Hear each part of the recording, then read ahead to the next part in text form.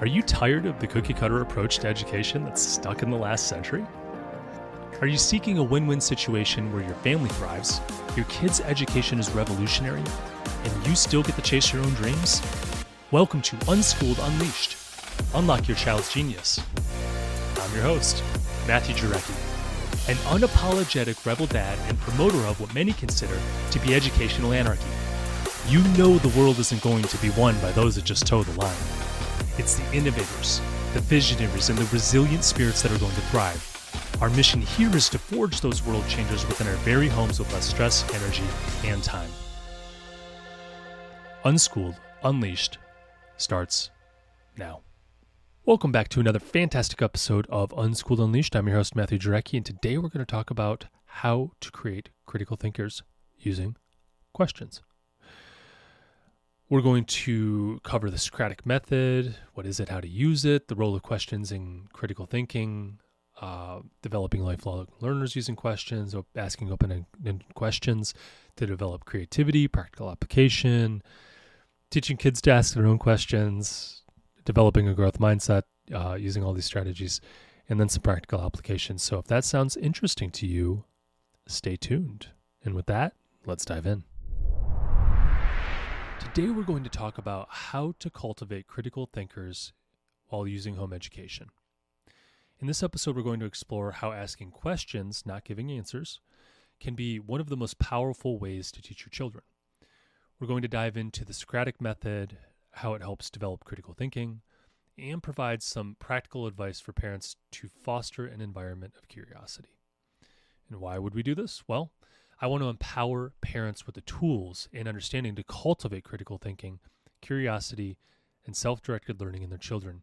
And I think using the power of questioning as a teaching method is one of those ways to do that. It's one of the things that I do in my household. So what is the Socratic method? And, how do you use it? So the definition of the Socratic method.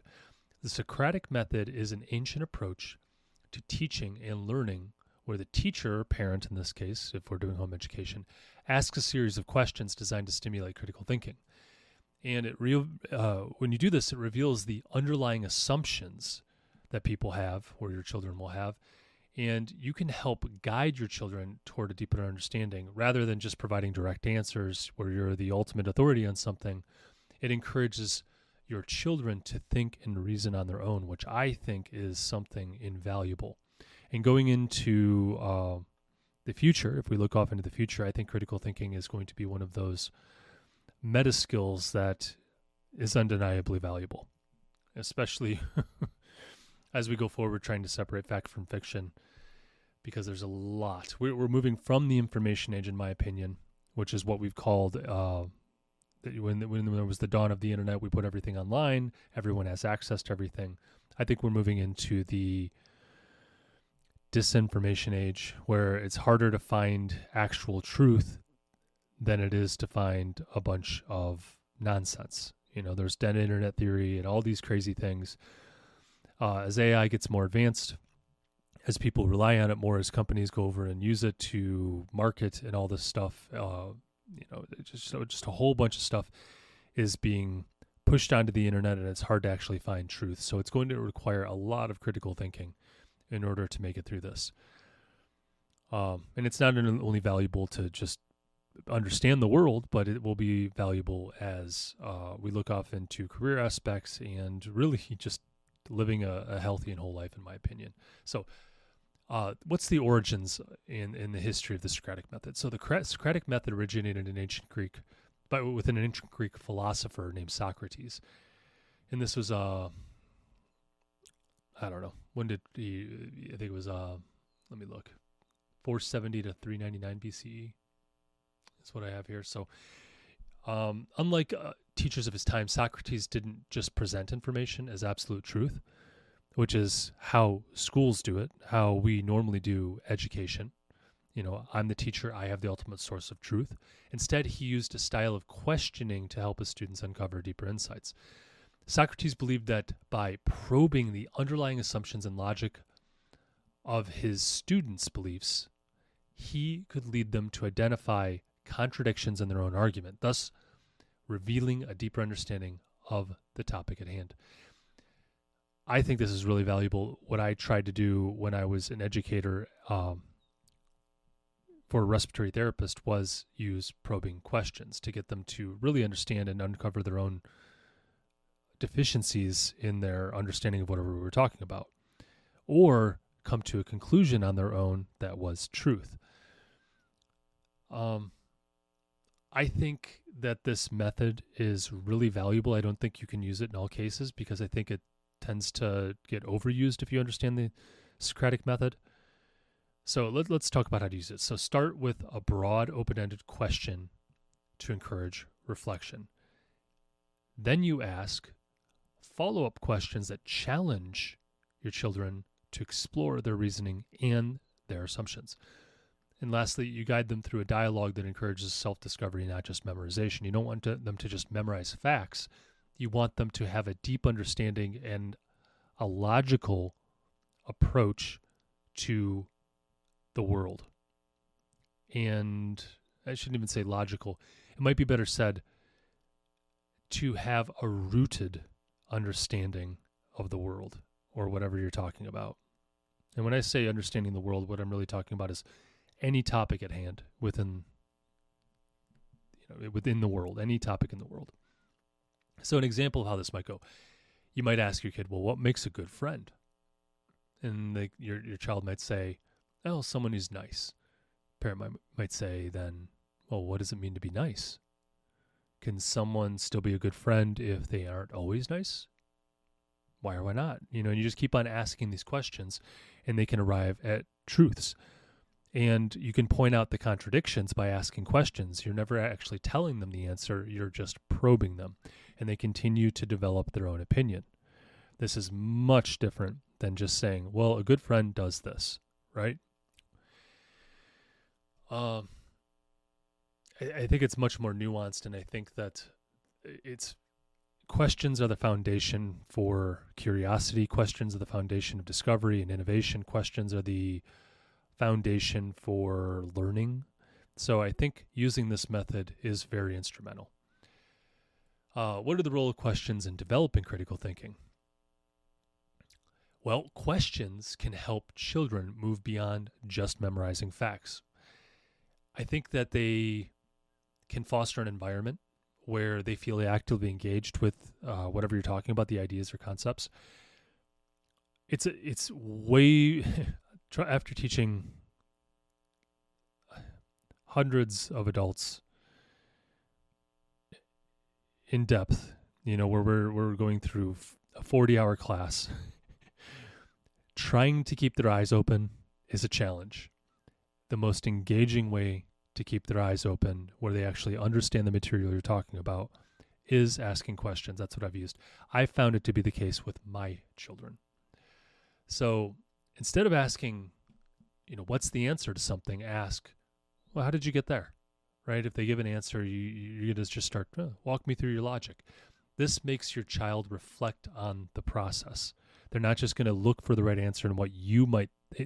They're often going to just try and make you happy, right? They want to get the answer right. They want to make you proud. So they're going to look for the right answer, and really not even the right answer, what you're looking for. So asking questions kind of sidesteps that.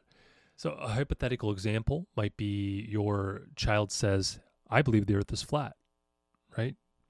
You want them to know why they believe it. I personally believe the earth is a globe. And I have friends who believe the earth is flat. And I did the exact same thing with them that I'm about to tell you in this example. So I would ask probing questions like, well, walk me through this.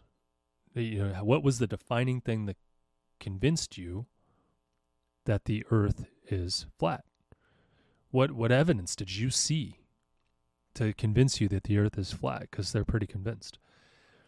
And they'll point out stuff, right? And I just keep on asking questions. Any contradictions that I might see because I have a different opinion, I would present to them. Here's what I see. How do you make sense of this? And then they explain it, and then I stay open to being convinced otherwise. Now, with your children, especially younger children, they're not going to have an opinion on this type of thing necessarily. But as you're walking them through something to figure out, they might just look around and observe the earth is flat, right? But then you might want them to understand that the earth is a globe. So you might ask questions like, well, how do you think we can travel all the way around the world and end up in the same spot? Can't do that on a flat earth.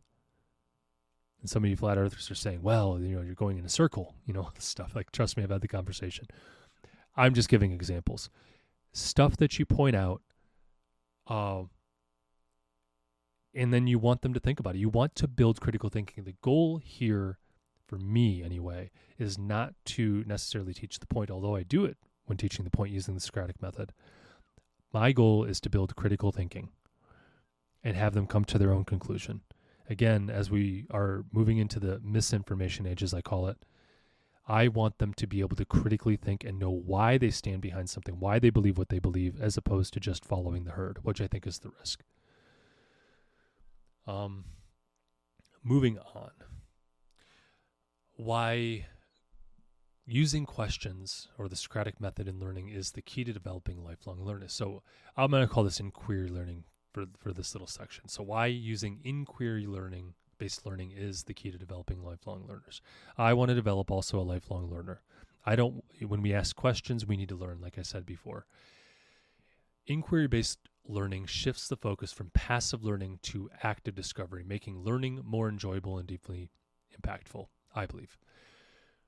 I think it encourages kids to take ownership of their learning and problem solving. This is building critical thinking. So an example might be your child is interested in dinosaurs, let's say, and you ask, well, what do you think happened to the dinosaurs?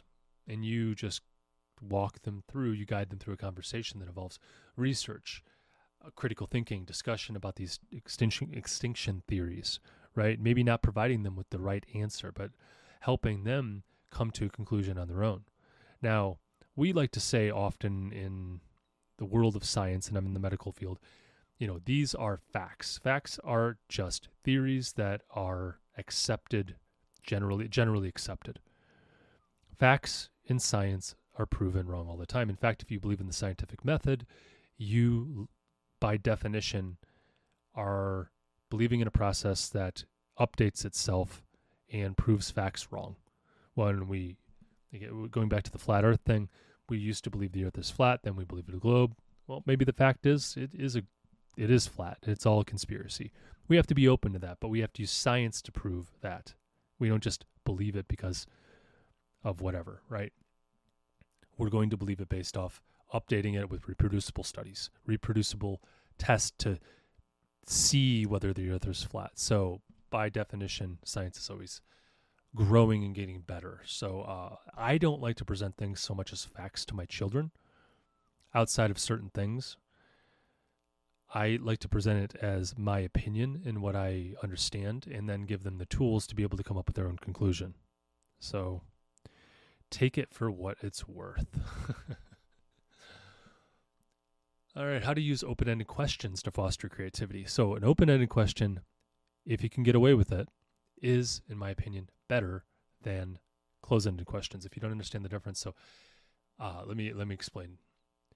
Open-ended questions allow your children to come up with the answer in their own words. You're not giving them a set of answers, A, B, C, D, to choose from, right?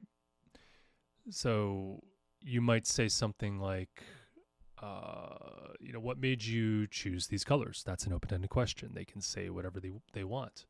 Or how could you make this project even more interesting? Or how do you think why do you think there are no dinosaurs outside our door right now? And they're extinct. You don't see them in the zoos. That's open-ended questions. They're going to have to speak and use critical thinking in order to come up with an answer. It's going to be in their own words. A closed-ended question might be, do you think the dinosaurs went extinct because of a meteor? Or do you think it was maybe the climate changing? Or do you think it was this? And you're kind of like leading them through multiple answers, and then they just choose. It kind of stops the critical thinking. So I like to use open-ended questions to foster that creativity, to foster that inquiry, that type of thing. I think open-ended questions allow for more complex responses as well, and I think that's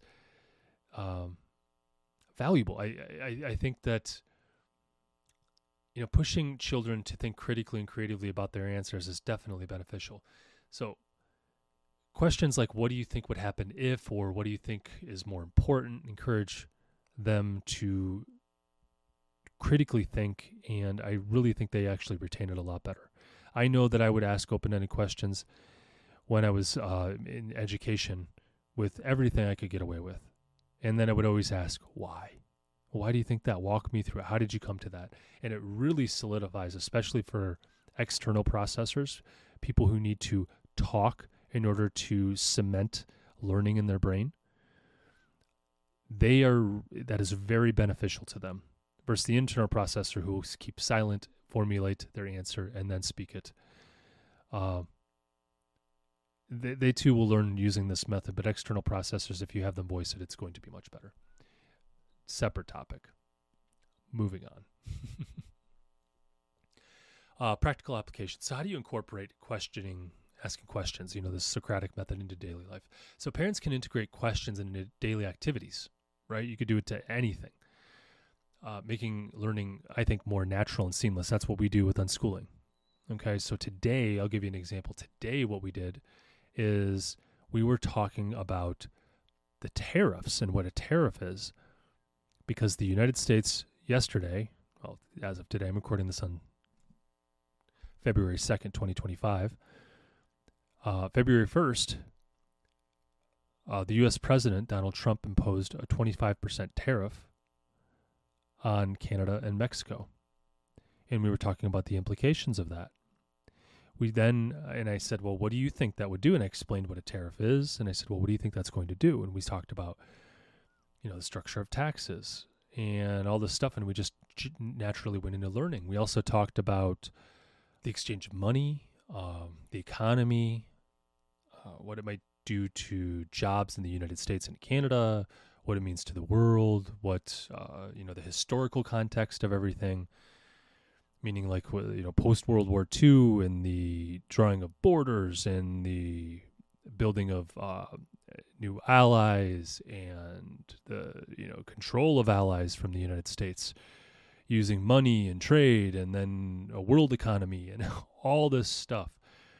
But I did that primarily through questions. We also talked about recessions and depressions and just a whole bunch of economic stuff. And I used examples, and we even played games where I was demonstrating how a bubble gets built because I didn't understand how a depression could happen. I'm like, well, we were talking about bubbles, and we used, a football. I just got out of football. I said, I got this football. It's for sale. It's for $1. Who wants to buy it? Hand went up. I sold it. I said, now you get to sell it. They sold it for $2. One of the other kids bought it. And we were just doing this hypothetical game and having a lot of fun. But eventually, no one bought it, and someone got stuck with it. Someone got rich. Then we talked about borrowing money, and we went over and we were able to borrow money from each other and using kind of a monopoly money kind of thing, and how money can just disappear when you lend. That the dollars were hypothetical, and they never really existed, and that's how wealth just disappeared, and it was all future earnings and all this crazy stuff. It was a lot of fun. But I think they, when we ask, I say, well, why does that happen? And we just, why did this happen? Why did that happen? And having explain it in their own words was really fun. And then I even gave them some more vocabulary to be able to define what they're talking about as well. So I'm building their vocabulary. Unschooling is so much fun. We really had a good time doing that. We spent hours on this, totally engaged. All three of my kids, from 6-year-old to 11-year-old. So a lot of lessons learned today. Moving on. Teaching kids to answer their own questions is the next topic. So encourage children to ask questions about the world around them. If you're not questioning things, you're not learning. I think this develops their intellectual autonomy. They are individualizing. They're having their own opinion. I think this is very good.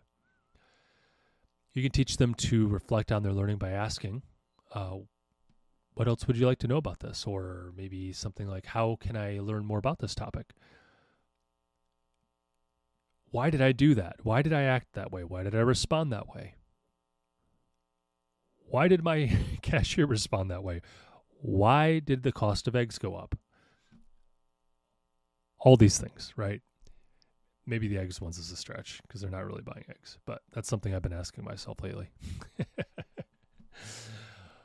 A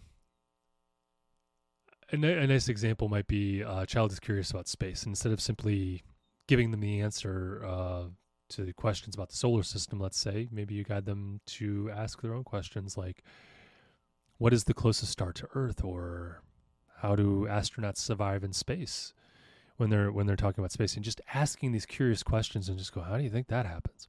And then just like, oh, I don't know. Well, maybe it's this, maybe it's that. Well, hey, let's look it up. And then you learn alongside with them. And I think that's a lot of fun. But also giving them the tools to be able to answer this is fun too. So you might give them a book and say, hey, look at this. It says something in here. What does that say? And in the young age, you might have to do it with them. And I think that's totally fine. But my oldest, I gave him a book on World War II and I said, here you go. He's had some questions like, here, look, I'm going to teach you how to use this. Here's the index. Here's this, here's that. So if you have a question on this, like, see if you can look it up and see if you can get the answer to that. Tell me tomorrow. I'm really interested in what you find. It's a lot of fun. Moving on, the benefits of questioning, I'll call this the questioning mindset for lifelong success. So we're going to be curious. We're going to ask a lot of questions. We're going to try and use our critical thinking, right? Children who learn through questioning develop a deeper understanding of concepts and are more likely to approach problems with curiosity and resilience, in my opinion. They're going to, instead of just getting defeated when they get it slightly wrong, they'll go, oh, what did I get wrong about this? Why didn't I understand this? They're not going to get knocked down as much. They're going to say, what can I learn from this failure? I think that's the growth mindset. I think they're going to be equipped to handle complexities of adulthood, such as questioning and critical thinking skills that will lead to personal and professional success. Now, I believe that a child who is encouraged to question the world will grow into an adult who's not afraid to challenge the status quo. I think they're going to innovate more, think outside the box, all these things that we call critical thinking and being able to come up with your own solutions to problems. I think it's good stuff. Lastly, I want to talk about limitations and pitfalls of the Socratic method. So there are some potential limitations. I've already told you I don't think it solves everything. So it is time consuming. All right. The Socratic method can require a lot more time and patience at times than traditional direct, teaching where it's top down. Here's the answer. Just telling them what it is, which might actually be difficult for parents with limited time. But again, we unschool, and I think it's the most efficient method. So we should be being compared to people who are doing a curriculum. I think we're going to have a little bit more time, if that makes sense. I think it can be frustrating for some children because they don't have all the answers, and it's hard to think. It's hard to critically think, and not all children are comfortable with this style, especially if they're not brought up with it. Some may feel frustrated. They're not used to critically thinking. They may struggle to articulate their reasoning. You might have to give them words at times. Like I said, I give my children the vocabulary to be able to articulate what they're trying to say. And honestly, it can be overwhelming at times because there might be so much learning that happens that it is mentally exhausting. Some other pitfalls might be you might overcomplicate simple concepts. Sometimes it is just best to directly tell someone the answer to a question. You don't really need to overcomplicate things that have a direct answer that, hey, Mom, what's that called? Well, what do you think it should be called? Sometimes a direct, simple answer is the best. Over-questioning can make an easy topic turn into something super complex, and you don't want to overcomplicate it. You want them to focus their mental energy on things that are going to be productive. Another pitfall that you might experience is leading the question too much. So when I talk about leading the question too much, I'm specifically saying you're pushing the child towards a specific answer rather than exploring their own ideas. For example, we'll go back to the dinosaurs. We'll say, well, why do you think the dinosaurs became extinct? They went extinct right around the time of this meteor impact in the Gulf of America. I think it's what we announced the other week. It's called. politics. If you don't get it, Google it. Anyways, you might go over and say, well, what do you think caused the dinosaurs to be extinct? There was a meteor impact right around that time in the Gulf of Mexico or Gulf of America, wherever it's called now. What do you think it might be? Well, you just told them, right? You're kind of leading them to the right answer. You know, the quote unquote correct answer. I don't know if that's the latest theory or whatever it is, but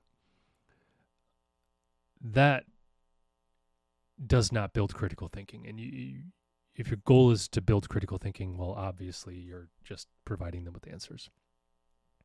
Wrapping things up, let's give you some actionable tips and resources. So asking more how and why questions. I think that's one practical tip. You know, shift from factual questions to ones that provoked a little bit more deep thought and reasoning. Model questioning. Let children see that you're questioning the world around you. If you're curious about something, talk through your process of asking questions and researching stuff. You know, you might look at your kid and say, "Oh, that's weird. Wonder why that happens." Huh. Let's look it up. Oh, look at this. Look at that. Well, I wonder why that happens. And you just walk through it. You know, you're facilitating learning rather than just teaching, you know, top-down instruction. Encourage independent research. When children ask questions, instead of immediately answering them, guide them towards finding the answers and giving them resources to be able to do it by maybe suggesting different ways to do it. Hey, I got a book right over here that might have that answer. Want to look it up? Or like I said, what I do with my son, gave him a book on World War II, and I taught him how to use the index. And I said, hey, if you can find anything on that, let me know in the morning. I'm really interested in this. Also, creating safe spaces for mistakes. Obviously, this is beneficial. Emphasize that it's okay not to have the right answers right away. In fact, we're always searching for truth and our opinion changes. Make sure that's clear. Mistakes are unknowns and just a part of the learning. Mistakes and unknowns, rather, are just a part of the learning process, and making that growth mindset, developing that growth mindset, I think is going to be very beneficial. And that starts with you, creating that safe space. So in conclusion, asking questions, the Socratic method is a powerful tool for developing critical thinking, curiosity, and I believe intellectual autonomy in our children. By asking the right questions, we can guide kids to explore their own understanding, creating individuals, right? Deepening their knowledge and learning to think for themselves, which I think is very important going into the future.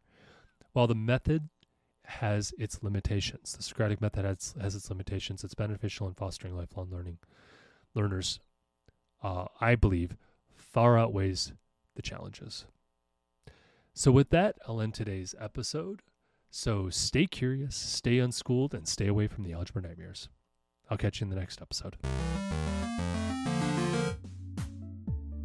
So here's where we roll up our sleeves and bring out the big guns. If you support our mission, then please leave a review. On Unschooled Unleashed, we are talking about using a radical approach to education in today's world, and the more 5-star reviews we have, the more people will feel comfortable with the ideas, strategies, and principles we discuss. It gives legitimacy to our message, and the podcast's algorithm prioritizes us so we can reach more people. You may even have your 5-star review read on our podcast.